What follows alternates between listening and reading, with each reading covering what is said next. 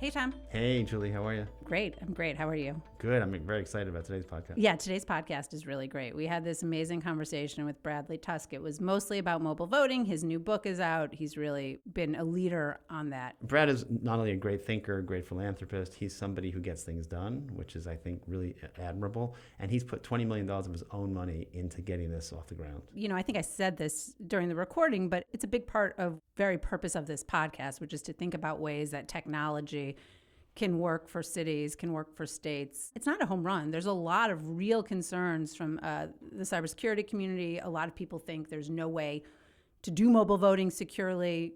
Bradley's aware of that. He's addressing that, but you know, it's not obvious to everyone. Listen, I do banking every day with my phone. Why can't I vote by my phone? Well, it's complicated because banking is not anonymous. Yes, that's true. And voting is. So there's another layer. But I want to have these conversations. Like this is the point. Obviously, we all agree more people need to vote. More people need to vote in primaries. More people need to vote in local elections. The answer has to be that technology can help that. The answer can't just be like, no, we're not going to try. Voting is ripe for disruption. Before we start, I just want to thank our listeners for tuning into this episode, and also a big thank you to our sponsors, Uber, Spectrum, Civic Hall, TikTok, Google, DoorDash, and Snapchat. Thank you so much for being our launch sponsors. And here's Bradley Tusk.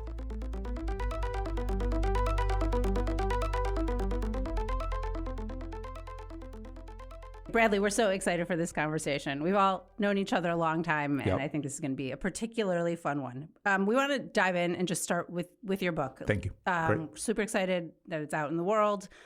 Really excited about the work you're doing. I think this, I'm just going to tee it up really quickly. This is actually kind of core to why we're doing this podcast. It's thinking about the ways that technology can move the city, the state, the country forward, make things that seem and feel like they should be easier, actually easier. Yep. So I don't really have a specific question. I just want to hear the kind of how you came to this, why you came to this, and what you're thinking. So as you guys know, but just for the listeners who don't, I've worked really across politics, right? So I've worked in city government. I was Mike Bloomberg's campaign manager. Tom and I worked together on that. I worked for Mike at City Hall. I was the deputy governor of Illinois for 4 years, ran the state's budget operations, legislation, policy, and communications, Julie's home state. I was Chuck Schumer's communications director in the Senate. So state, local, federal, executive, legislative, different parts of the country, campaigns. I really feel like I've seen this from every conceivable angle. And I have one takeaway from it, which is every policy output is the result of a political input. Every politician makes every decision solely based on the next election and nothing else. And because of gerrymandering, the only elections that really matter most of the time are primaries. Primary turnout is typically about 10 to 15%. So who are those voters? They are the furthest left or the furthest right, or they are special interests that know how to move money and votes in low turnout primaries. So if you're a politician and your only goal is to stay in office, you're going to follow the will of those voters, which means the far left and the far right and special interests dictate not just who wins office, but what they do in office. And it gets us one of two types of government, either the utter dysfunction and chaos of Washington, D.C., where nothing can get done, or totally one-sided government, whether it's the state of Texas on the right or the city of San Francisco on the left, or maybe even the city of New York on the left. And in my view, none of that is good. About a decade or so ago, I ran a lot of the campaigns around the U.S. to legalize Uber and ride sharing. And the thing that we figured out was that even though at the time we were a pretty small company, literally the New York office for a while was my conference room, and taxi was a pretty muscular industry, we were able to mobilize our customers through the app. And over a period of years, millions of people through the app said to their elected officials, leave this thing alone, don't touch it, I want it. And what we did is we changed the underlying input. So the original input was taxi medallion owners or whatever they are in any given city, give the council members a couple of grand per election cycle. The council members do what the taxi guys want. I just had 5,000 people from your district call, text, email, tweet, all the things that we enable through the app to tell you, hey, not so fast. We won in every single jurisdiction of the country. And what I was thinking at the time was these same people, I could almost guarantee they don't know who their city councilman is. They don't know who their state senator is. It's not that they're super engaged. It's that we made it so easy that they were willing to do something. So my question was, what if they could vote like this? And so I started out of my foundation running and paying for pilot elections around the country, 7 different states where either deployed military or people with disabilities voted in real elections on the phone. How did you get permission for that? So in those cases, we worked with specific election officials who had the power to do that much. Those are real elections. The votes counted. We don't think any election official could just say everyone in my city or everyone in my state could vote this way, but there were people who had the power to sort of do it for specific election officials have that power. Demographics. So the very first one's a guy named Mac Warner. He was still is the Secretary of State of West Virginia. Mac's a very conservative MAGA Republican, but Mac had served in the military. All 4 of his kids had served in the military, and Mac found it incredibly offensive and frustrating that the people who are literally risking their lives to protect our right to vote, by the time their ballot gets mailed in from Kandahar, it's 3 weeks after the election, it gets tossed in the trash, and their vote doesn't count. So he was looking for a solution to that. So what we found was the demand was there. Turnout increased materially. The National Cybersecurity Center audited everything, and it came back clean. City of Denver did a poll of those who participated. Not shockingly, 100% said, yeah, I prefer to press a button and go somewhere, right? Of course. But 100%? Yeah, I mean, but you're a technologist. I mean, does that surprise you? Well, I mean, I love to go vote, but I think I'm the outlier. Right, but this is a military voter that has to go through a lot more hassle. Exactly. Right? And by the way, how often do you choose, and maybe you're one of the few people do, to just wait outside and hope a taxi passes you by as opposed to pressing a button on your phone? Well, again, I'm probably the outlier there, but where I live, it's usually easier. I live in a remote section. I live in a remote section of Brooklyn. This morning, I took an Uber. Thank you very much. Right. So point is, usually as 3 of us know, well, the point is we're meeting people where when they you are. reduce friction, people more likely to do something. But the cryptography community said, listen, the apps that are available right now, we don't think are fully safe, so we're against this. And my sense was we were never going to be able to build something that they could live with, and some of them may never be able to live with it. But we looked at the U.S. Vote Foundation report and said, okay, what do they recommend, and could we build something to those specifications? And so we spent the last 4 years now building tech that is end-to-end encrypted, end-to-end verifiable, air-gapped, has multi-factor authentication, biometric screening, and most important is open source, which is really critical for 2 reasons. One, it means that you can check the work, make sure that the elections were conducted properly, it's all auditable. Second, the private companies in the sector, because they are businesses, are not going to put up their code and make it open source because they got to make a living, right? Otherwise, why would they do that? So my view was, unless someone like me was willing to do it philanthropically, it was just never going to happen. And so we will finish technology next year. We will submit it to NIST and other groups for certification and review. Once that's done, we are going to make it free and open source. This is all completely out of my foundation. I've spent about $20 million of my own money so far doing all of this. And then the really hard work begins. And that's why I wrote this book, which is we've got to pass legislation in cities and states that say everyone has the ability to vote on their phone, and we're not taking anything away. You still have, in-person voting and vote by mail and everything else. Let's just give people an additional option. And that's going to be hard because whenever you tell people in power, we may make it easier for you to lose power, they don't like that. And by the way, that will be true for Democrats and Republicans, business groups and unions, lobbyists for sure. And so we have to build a movement, of regular people, Gen Z and Gen Alpha, and that's really what the book is targeted towards. But, military families, disability community, civil rights community, all kind of different groups to say, no, we can do this securely, and you're only not letting us do it because it's not good for you, not because it's not safe, and demand it. And we've seen throughout history, whether it's same-sex marriage recently or civil rights or anything else, when enough people demand something, it can get done. And so the point of the book is to start making the case and building the movement. Can you take us through the logistics? Is it only same-day voting, or can people do this early? It can be whatever. So here's how it works. So you would download the app. Right now it's called Vote Hub. And the first thing you would do would be to connect you to your local jurisdiction to first verify is Tom a voter in this precinct? Yes. If that is determined, then they use multi-factor authentication to ensure that you're you. And then whatever requirements for security the jurisdiction has, we can do. So if it's, when we did military stuff, it was biometric identification and facial recognition screening. Great. Some places just want a digital signature. I kind of personally prefer the more stringent, but either way, we can do whatever it is. Once you're verified, okay, this is Tom and he is definitely him, then you open up the app and then it looks kind of like any ballot that you could imagine. It's pretty simple. You make your choices, and then it checks to make sure that you neither undervoted. If you miss something, they want to make sure, hey, Tom, did you mean to not vote in this race? Didn't overvote, anything like that. There's obviously no possibility of hanging chads or anything.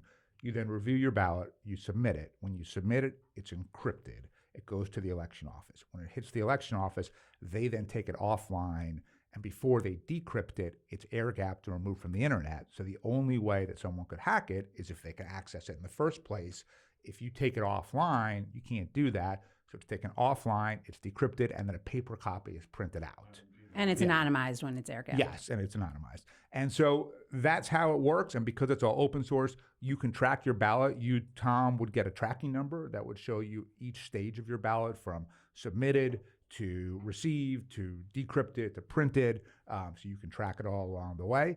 That's how we do it. And my view is, look, let's start small and local. My hope would be that I can run legislation in half a dozen cities next year where we can get the authority to do it in city council elections, school board elections. Let's see how it works, and then let's start scaling up, and then maybe we can do state elections, and then one day federal. What are your first targets for next year? So we're figuring that out, but the kinds of, at least, criteria that I'm thinking about would be, one, cities that are friendly to election reform. So, those are your Minneapolises, your San Franciscos, your Portlands. Anchorage has always been really good about that.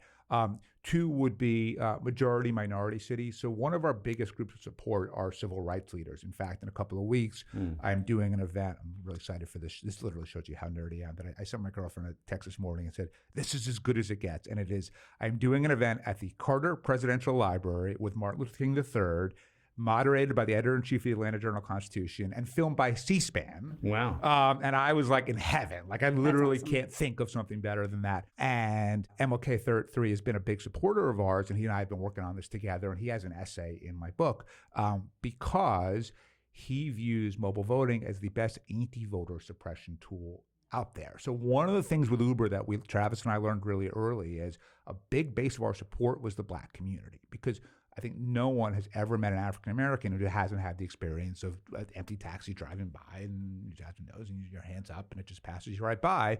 And we were able to really tap into that all over the country, and that really was a big part of how we won.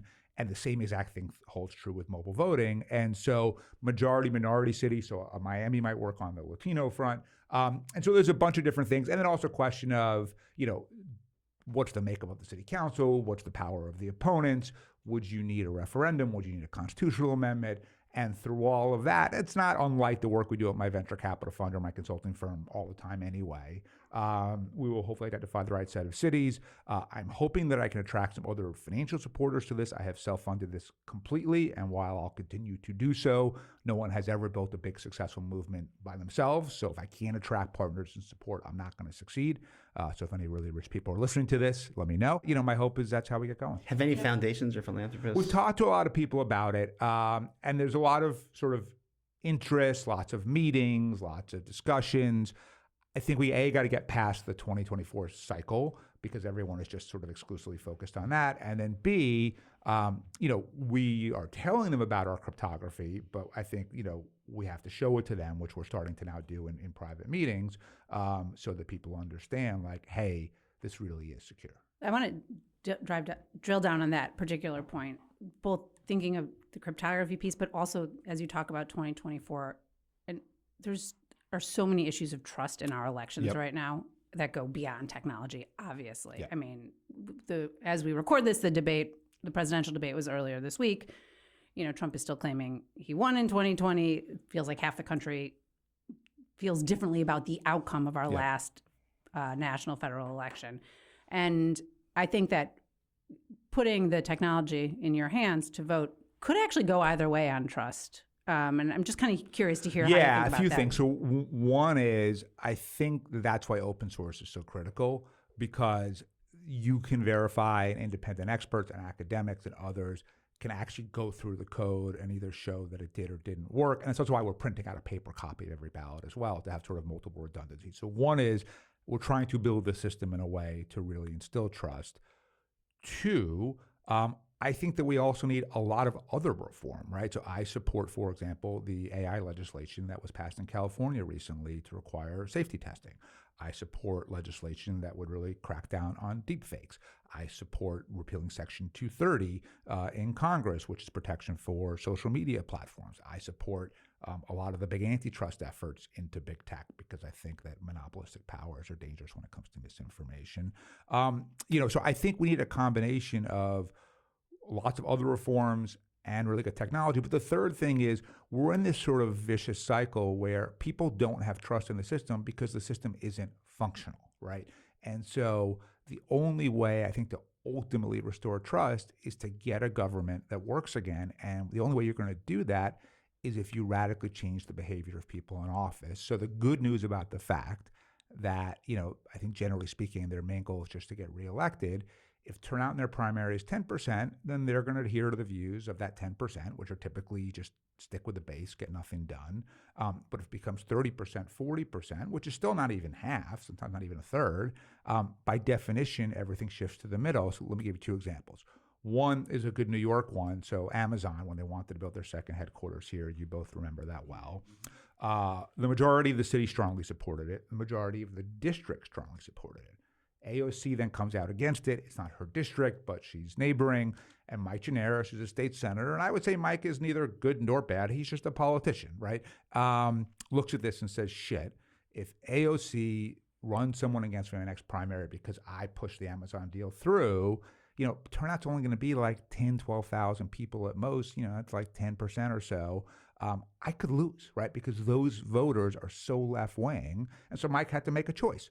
40,000 new jobs for New Yorkers or one job for himself. And like a true politician, he picked the one job for himself, right? If turnout in that primary were 30% instead of 10%, just based on math, right? Just based on the polling of the people in the district, Mike would have been for the project, not because he cared any more about the 40,000 people than he did previously, but simply because in order to keep his job, he would have had to have been for it. Or let's now go to kind of Western New York. There was a congressman named Chris Jacobs. I don't know if you guys remember him or not. And MAGA guy, endorsed by Trump, didn't certify the election, all the usual stuff. But there was a shooting in a supermarket in Buffalo a couple of years ago. 10 people died. And it was about a mile from Jacobs' office. And he was very shaken by it. And at the press conference, he said, we need to look at new laws so that this doesn't happen again. Just by uttering those words, the Republican Party and the Conservative Party stripped the ballot line from him. This was September of 2022. He wasn't able to run for re-election in November of 2022. All he literally did was say, after a mass tragedy, we ought to do something. But again, turnout in that primary, let's call it 12%. That's probably a little high, but half of that 12% are NRA members. Districts is gerrymandered. The only election that matters is the primary.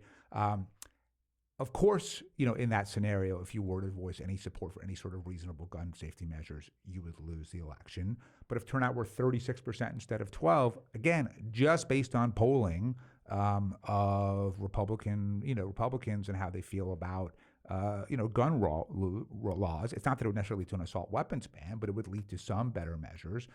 So again, whether it's guns or immigration, like immigration, I would argue 70 to 80% of this country would agree with this statement.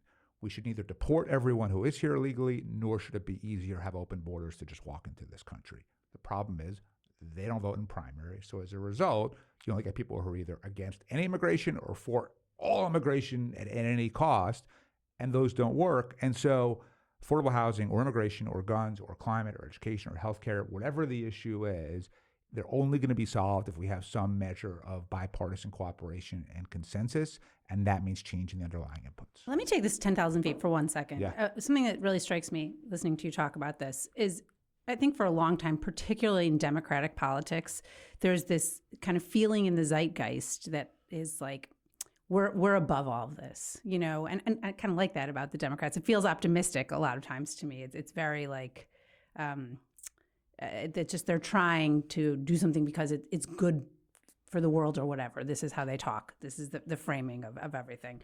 But I think hearing you, and we're seeing more of this, the Republicans have done better at this over time. There are commercial best practices. There are ways to think about these things more like you're running a business. Mm-hmm. People, when they build businesses, when they're in the private sector, particularly in tech, know how to get to a lot of people. And the Democrats have been really recalcitrant to kind of adopt any of those methods. Yeah. And also, by the way, I would argue that, one, just like I would argue the Republicans are to blame for kids getting shot in school. There was another one in Georgia last week.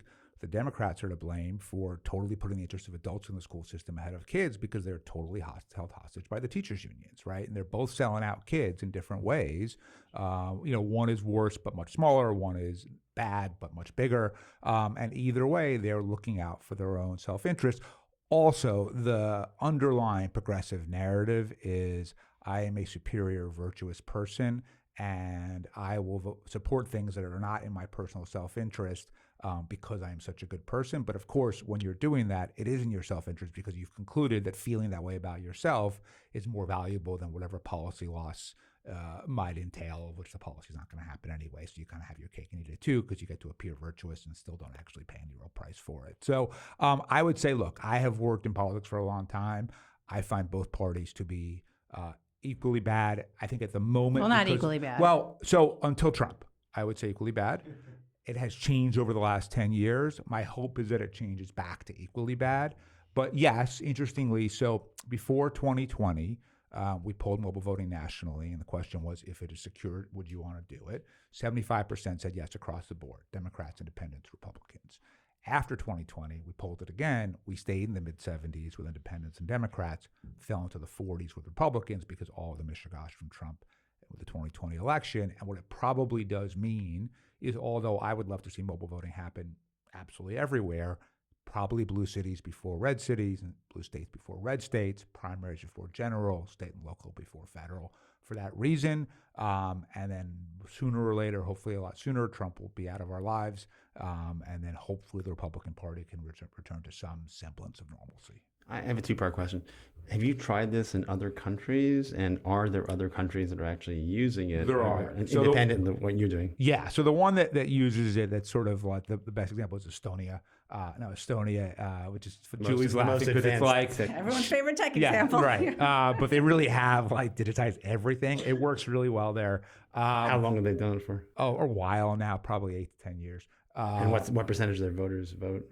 It's much, much higher. And I think culturally also it's just much higher. So I think it would probably be higher either way, but it's much higher. But more closer to home, in the UK, when they've had the elections for the party leadership for prime minister, so they're polling the Tories or Labour, whoever it is, they've been using mobile voting for that.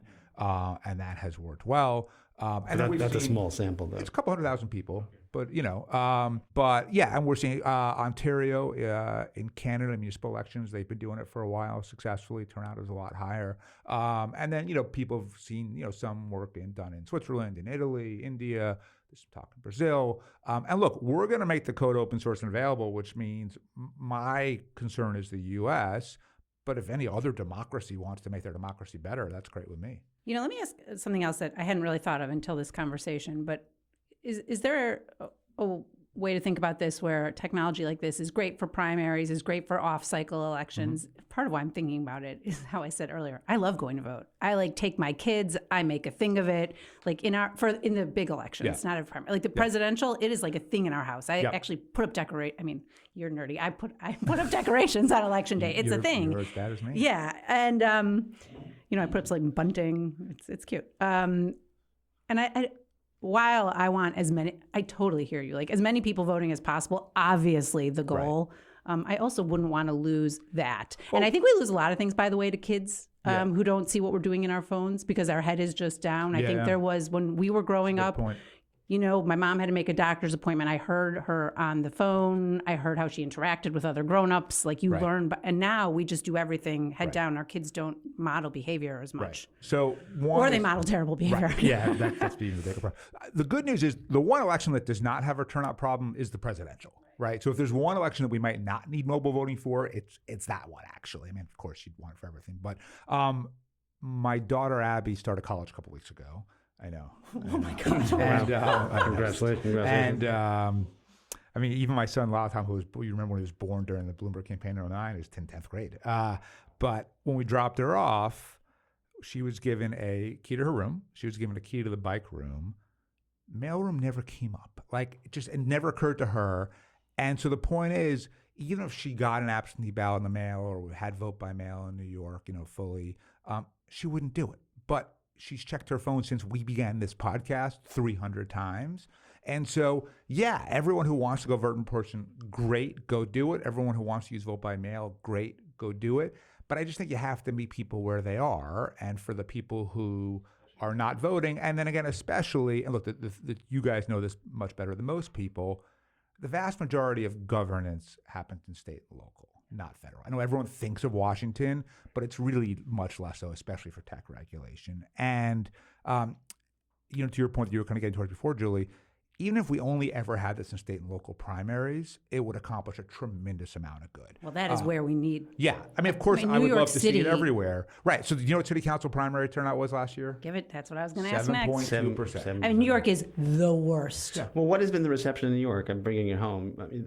I haven't, because Albany is so small C conservative, meaning they're so hostile to sort of change and innovation, generally speaking, one. Two, because any sort of amending of the state constitution is so incredibly hard, I haven't yet. But could you work with county election officials? So we're looking at that legally. I have talked to the mayor about it. He has expressed support. He's really good on tech issues, right? We can get into his future and his performance and everything else in a few minutes. We'll talk about that.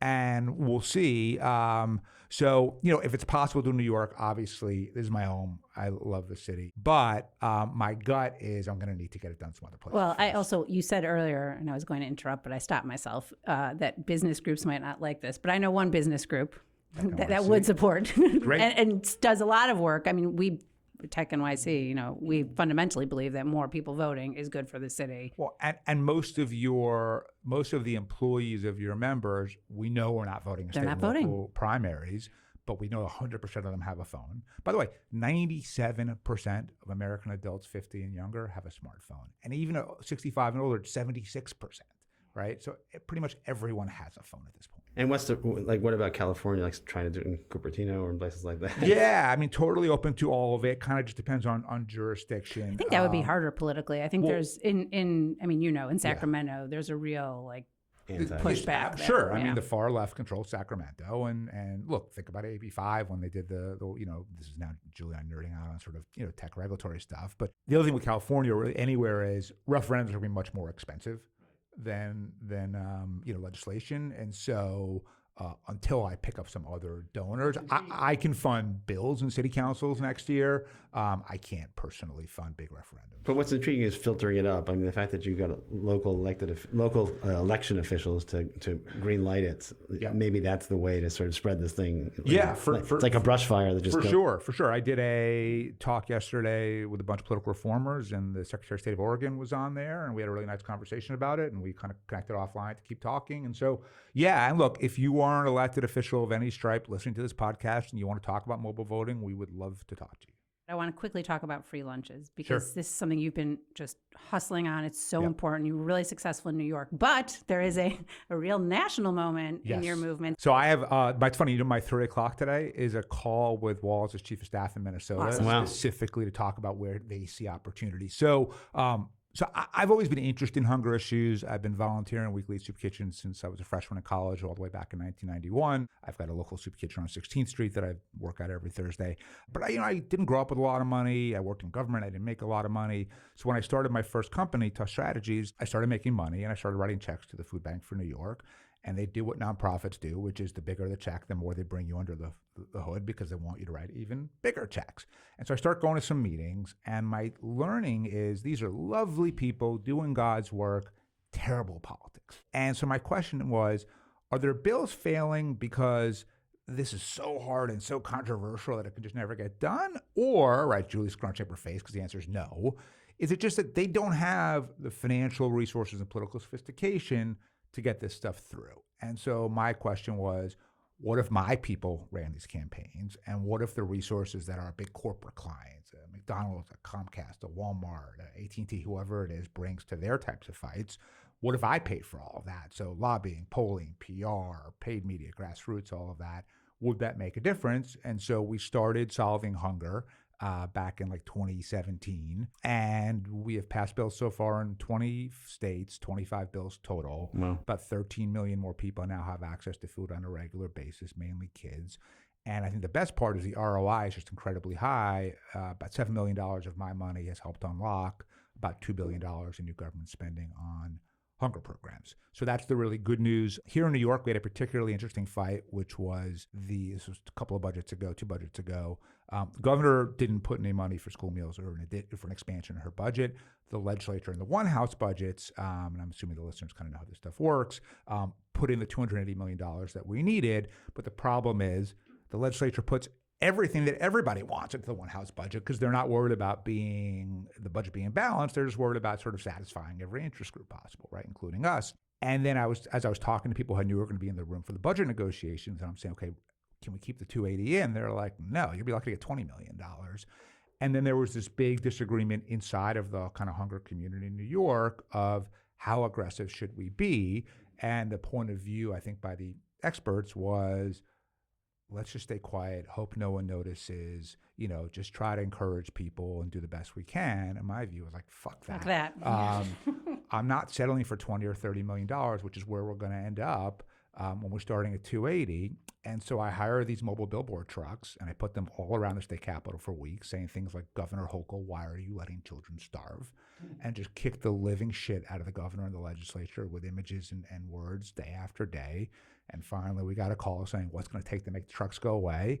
And we settled at about $40 million. 300,000 more kids that fall started getting school breakfast and lunch as a result. Classic half a loaf is better than no loaf. That one's 300,000 kids, right? So look, I would love to get the other 140 million and get the other 300,000 kids.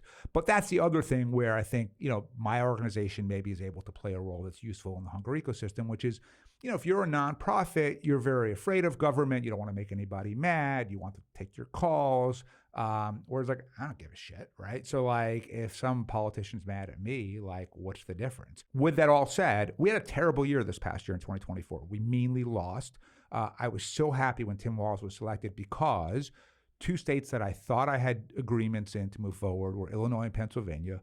Both of those governors were on the short list for VP, J.B. Pritzker and Josh Shapiro. And at the end of the day, they both bailed. And the reason why they both bailed is not because they hate kids. They're not bad people. But here's the problem. School meals polls incredibly well, right? No one says I'm against feeding kids, right? But the kids don't vote, and their parents usually don't vote, especially in state and local primaries. And so if you are the governor and you're talking to your pollster or whoever, and you're saying, okay, I've got a finite amount of money to allocate and all these different interest groups asking for it, where can I maximize my electoral gain? And the answer is not school meals. And right, so Josh Shapiro and J.B. Pritzker picked again. They pulled a my generis. They picked themselves ahead of picking hungry kids.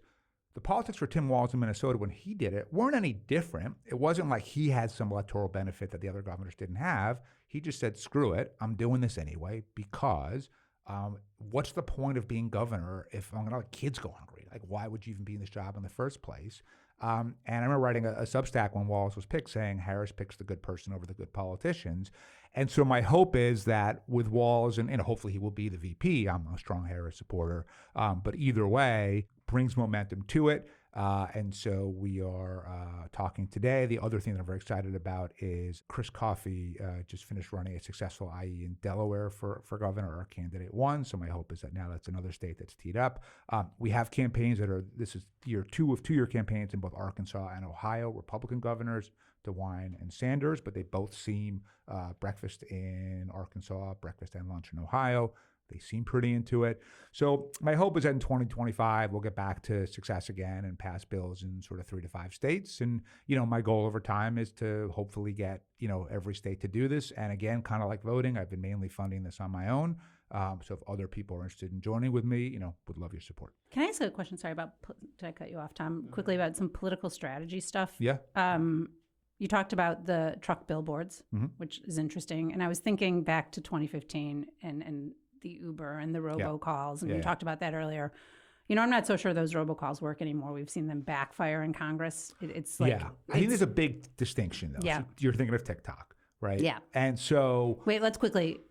give 2 sentences about So context. when the bill came up, which I strongly supported to force TikTok to divest of Chinese ownership, TikTok tried to do the Uber strategy and get their customers to call Congress, and it worked in the sense that they did, but it backfired because it didn't move the needle at all. It pissed off the members of Congress, probably hardened their views against TikTok. And I remember when that happened, thinking like, okay, what's different here? I mean, the difference is, and you guys have all been in and around the Hill your whole careers. So many people weigh in on every single federal issue. A post office renaming can get 50,000 sort of contacts. Whereas if a city councilman hears from 14 constituents on a bill, that could be a lot. So I think the difference was it works often on a state and local level, whereas the same strategy, at least on something as high profile as this, and it was the number one issue in the country was happening, wasn't coming. Because I was very active in 2012 on SOPA PIPA. Yep. And it was one of the first times we saw significant numbers and that of was an robocalls. I mean, honestly, incredible. That's still the most successful example Absolutely, I've ever but seen it was also brand new. So was SOPA that PIPA, campaign? Yeah. this was a 2012 internet bill, and everyone thought it was going to pass. It was a no-brainer, and bunch of young activists, which I was young then, You're still young. Youngish. We stopped it, and part of how we stopped it was the first time we really used the mobile technology, and it was not just mobile; it was also on the web, sending calls and emails to congressional offices. Congressional offices had really never seen those numbers of calls, Right. but it was Hollywood versus Tech Tom. And was Hollywood sort of had it all wired up in the traditional political ready to go, sense. and then Chris Dodd or someone was in charge, or whoever it was back then. Dodd, yeah. And then, but people like Julie, in the same way that with Uber, we just took taxi totally by surprise. Julie did the same thing. Well, there were a ton of us, and we had Chuck, who anyway, but it's interesting to see the evolution, and I think we will continue to see the I think you're right on the local. It's still much more impactful on the local because the numbers are smaller, but that too over time might. I guess my question that is this long tee up here is, what are the newer technologies? What are the newer things? What are you seeing that's interesting, exciting on some of these political, substance aside? Yeah. I mean, there's a lot of stuff out there. I would say the vast majority of it doesn't really work that well. And out of my venture fund, we actually explicitly do not invest in politics tech because I don't think even if it is successful from an electoral standpoint, it's not a good business, right?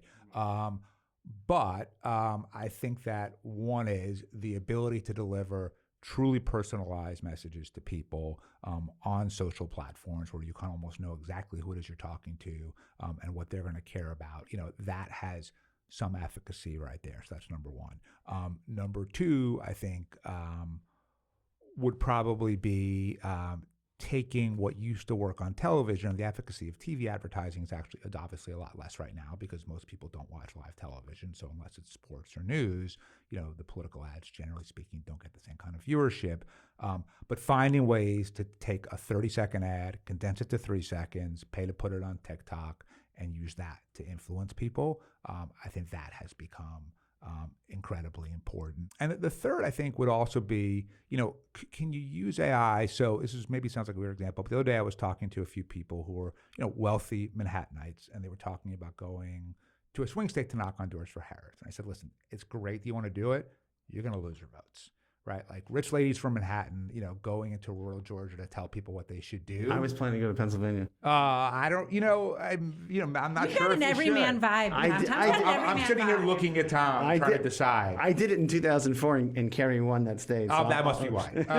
I said to myself, why didn't I go to Ohio? But the point is, look, and this is, do you use AI to say this is the perfect validator and messenger for this type of voter? And you kind of almost create an artificial, supporter of some kind that is sort of the everyman. Maybe Tom is the everyman, but I'll take it as a compliment. I'm not.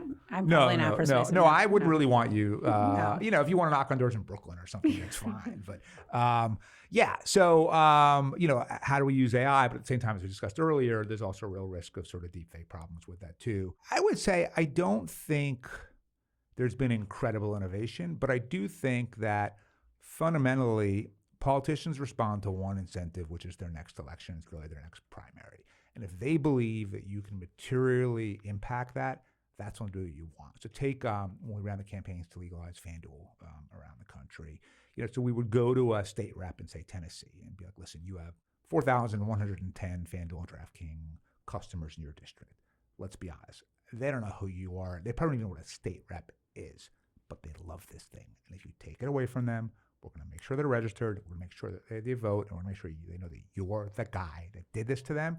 And guess what pretty much every politician in America said? I don't need this problem, right? And so it's making the threat credible. And the best way to make the threat credible is to bring voting to the internet. This is so important.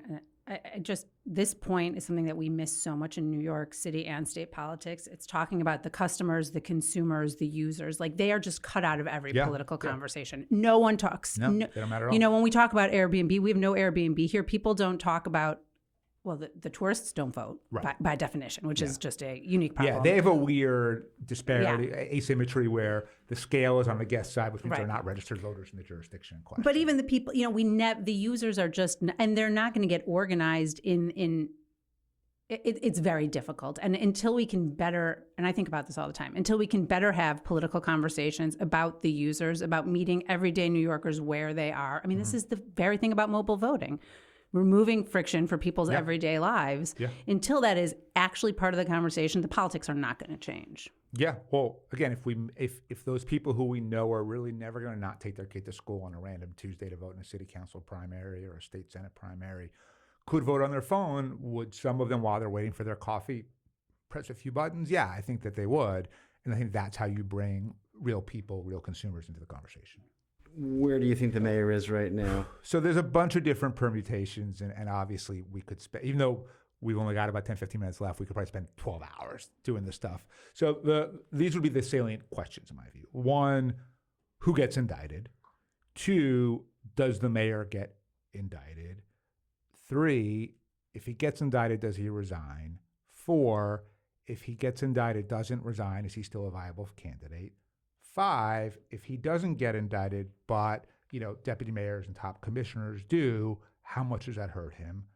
Six, at what point does Andrew Cuomo decide that the water is warm and choose to enter the race? Seven, is there a world where Brad Lander can, especially without now the existence of a New York Times mayoral endorsement, kind of reach enough voters that he can kind of combine the technocrat argument with the progressive argument?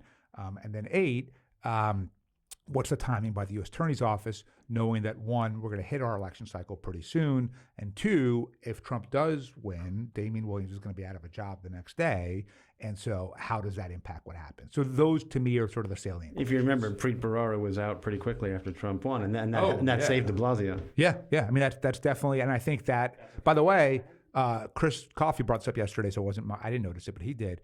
Adams never criticizes Trump. Never And criticizes Trump. That's not by accident. I think that's absolutely correct. Yeah. I wanted to spend a second more on how you think the national election plays in these politics. I mean, most people I talk to are like, I'm not making a guess until after November 5th. That will change everything. I don't know if I think it changes everything. I don't think it changes but everything. I think it changes. Like, if Trump wins, is the local left more energized? They're more energized. So let me give you the other context that I think about this in, which is I think you guys know my brother-in-law is a congressman from New Jersey, Josh Gottheimer, and Josh is running for governor next year. I didn't just officially announce his campaign, but I think it's pretty well known. And breaking news. We're breaking news. And Josh is one of 6 candidates in the Democratic primary, and we think a lot about how does the race shift, both the primary and the general, based on the outcome of the presidential, right? So there, at least the way that I tend to think about it is, if Trump wins, it's not good for Josh in the primary because the left will be energized. Josh is considered sort of the most conservative candidate of the group. But in the general election, Jersey has a history of going the other way than the presidential. So in 2008, Barack Obama wins, 2009, Chris Christie. 2016, Donald Trump, 2017, Phil Murphy. And then if you flip it around, if Harris wins, probably helps Josh in the primary, but probably hurts him in the general, right? So I think some version of that applies here too. So you think if Kamala wins, that calms down the left, and then Eric could survive? Yeah, well, Eric, here's the thing. Here's what he has working against him, and here's what's working for him. What is working against him is, at the very best, he's been investigated massively for corruption, most likely some people, Caban seems like a dead man walking, get indicted, and maybe the mayor does too. None of us know, right? So that's number one. Number two, last time I saw his approval rating was 28%. That is the lowest in recorded history of any mayor in New York City. So he's extremely unpopular as it is. Number three, in a world of ranked choice voting, if you were on the far left, you're not ranking him second or third or even fourth. He's binary, right? Either you like him or you hate him. By the way, Cuomo, I think Cuomo and even Lander are all Cuomo's kind of the same way. I don't think Cuomo's is binary. I think that there's so much name recognition that Cuomo gets a bump in.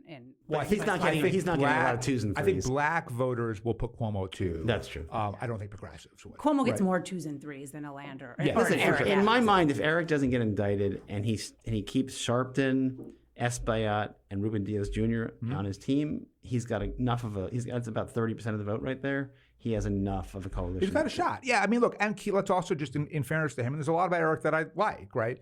He's an incredibly charismatic guy. He's a great fundraiser.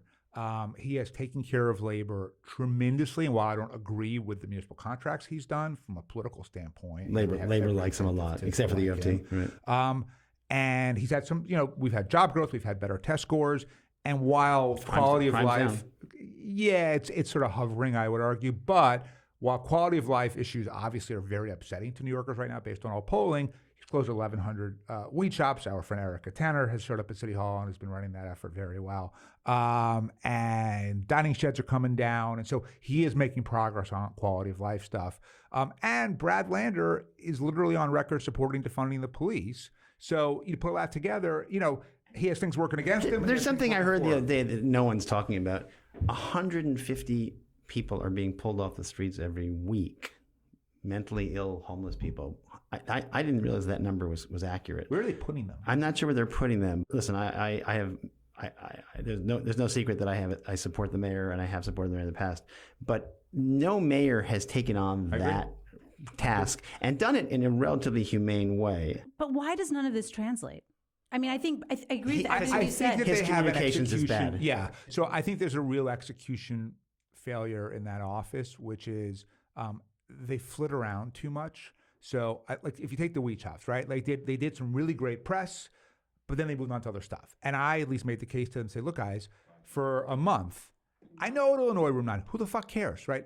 Every day, all you do all day is stay on message until it translates to the voters, because you guys think you do a couple of press hits and people notice. Nobody notices, right? You got to break through. And they don't have the discipline to do that. It's also really hard when you run on public safety. I mean, because it takes one crime, one freak thing to just make a person feel scared. The mayor from day one has antagonized the media, which I warned him not to do. Yeah. And he has no friends in the media.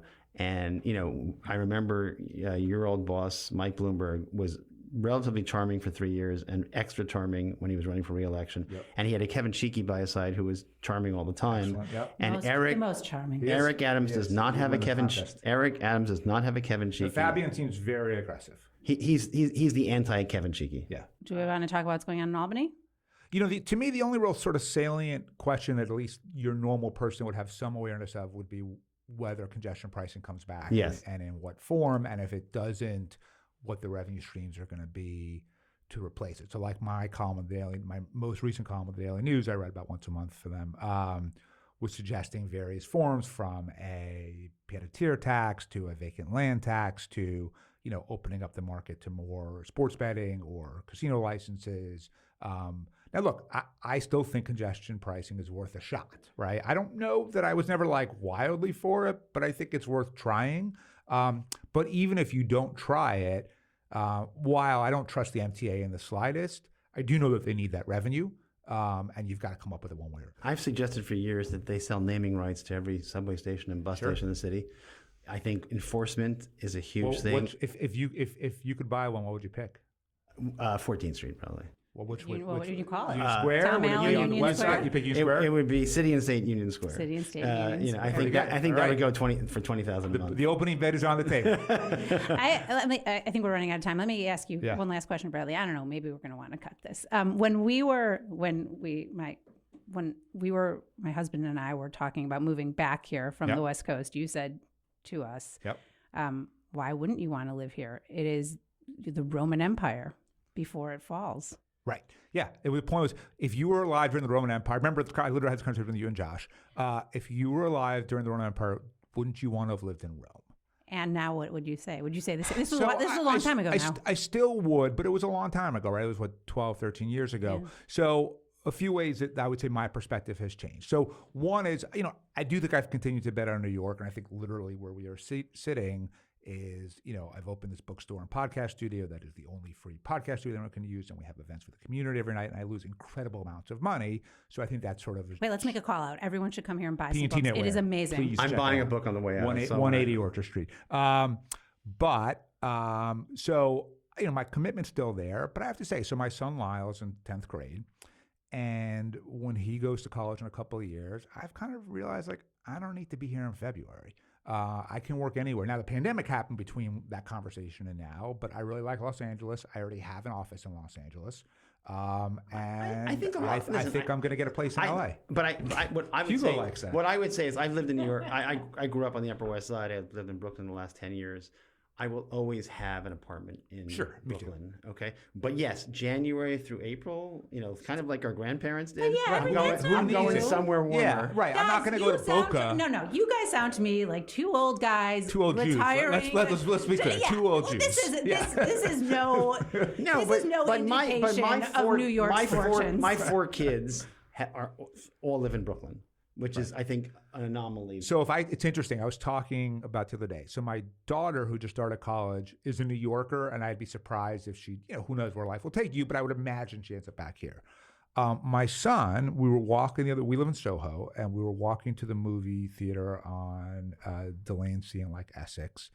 And he's like, this is disgusting. I hate it around here. Now, he meant that point, the Lower East Side. It was a Saturday night. Things were kind of crazy.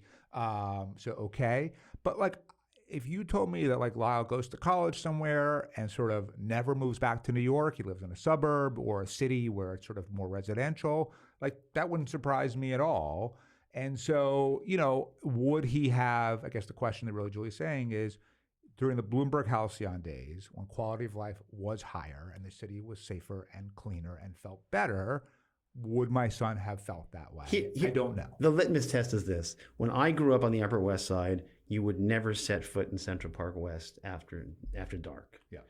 When my kids in the 90s were growing up, my son one day at 7 o'clock, we live on 87th and Central Park West, I'm going to meet my friends in Central Park. I blanched. And then I thought, oh shit, yeah, it's pretty safe actually. Go ahead. Right. Today I wouldn't do that. I go into the park at dark. I live on the Upper West Side. I don't know if I'd let my 15-year-old do it today. I have a rule that after 10:30 p.m. they have to take an Uber. Me too. Not the subway, which, by the way, twist their arm, right? It's fine with that. Right. The subway, I agree. I'm more likely to take an Uber after a certain time at night too. But anyway, we could talk about this all day. That's a very different New York than it was 10 years ago or 15 years ago when we. Yeah. And by the way, do you know what would get us, just to bring this all? I'm going to land the plane here. I have a guess. Let me guess.